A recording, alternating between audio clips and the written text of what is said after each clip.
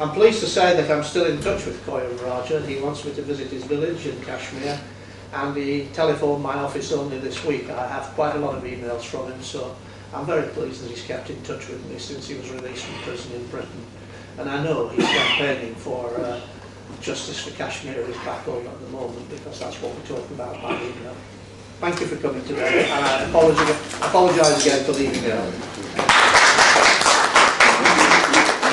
Thank you very much, Dr. Brian, who's been a very long-standing friend of the Kashmiri people, and I'm sure post-retirement he'll continue to be involved with Kashmir and be a good friend. Thank you very much, Brian, for taking up your time, effort and energy to come here this afternoon.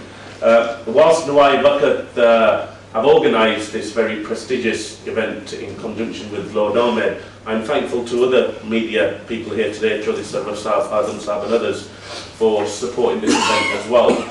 And can I also welcome Fiona McTaggart, former Minister, Member of Parliament for Slough. And I have to say, me and Lord Ahmed haven't lived up last week. She set us a challenge. You said there were two ladies, there's three here today, one up, but I'm sure we've still got a lot of catching up. A lot of catching up to do, and with Fiona, yes, it is 4. Can I take this opportunity now to invite another representative of the Kashmiri people, someone who does great work for promoting the issue of Kashmir, Professor Nazir Shaw, who is the director of the Kashmir Centre. Can I welcome him to say a few words?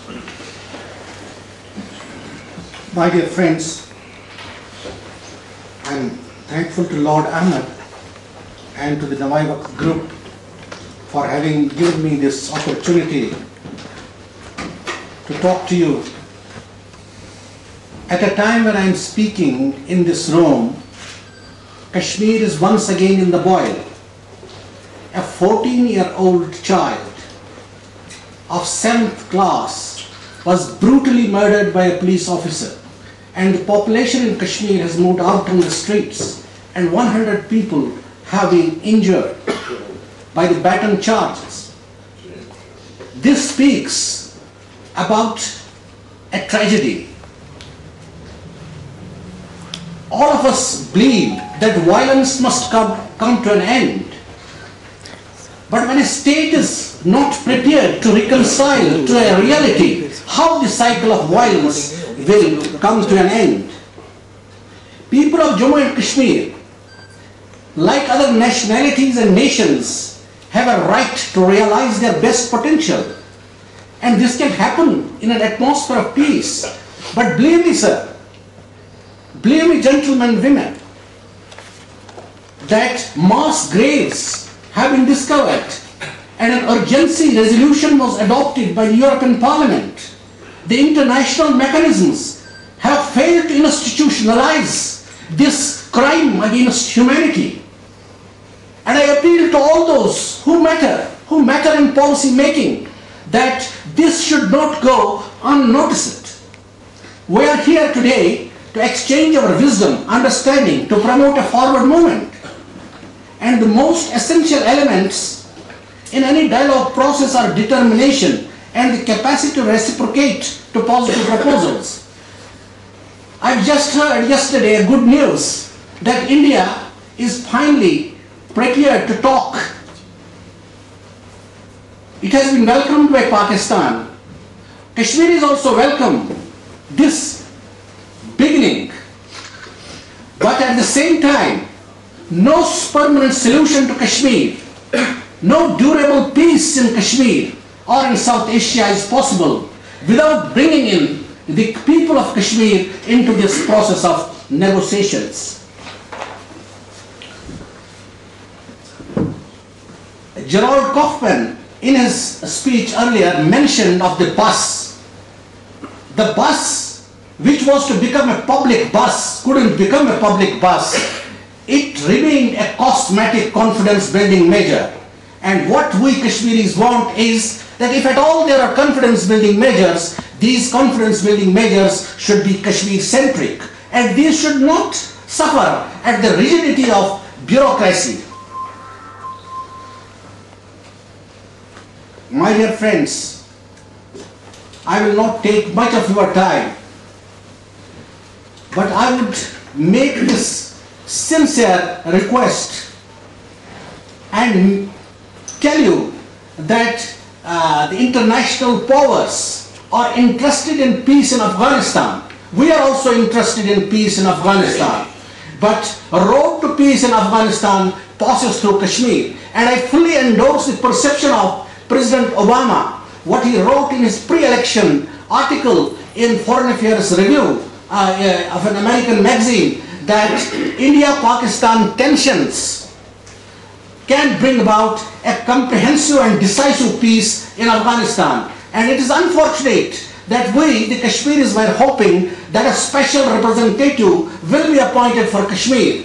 But it has not come about till this date. But I hope that the government of UK and other Permanent Security Council members in G8 countries will help in institutionalizing this problem, which has remained unresolved for the last 62 years, and special attention will be paid to the human rights situation in Kashmir.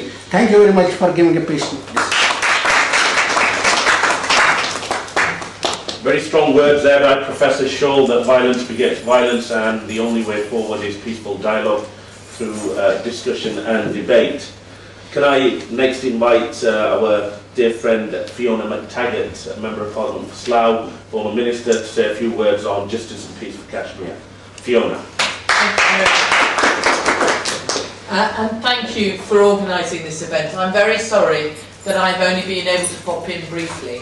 I'm a member of the Human Rights Select Committee of this place, and we've been receiving evidence about control orders, and so it was important that I was there. So you have to forgive me for my very brief appearance. Last time, it was because I wasn't told on time. Actually, I didn't get a lot of notice this time, but this time it was because I was at an important other meeting.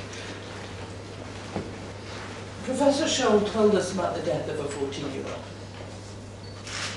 And the thing that we need to remember is that this isn't an abstract conflict of ideas, but is actually a struggle in which people's lives are engaged.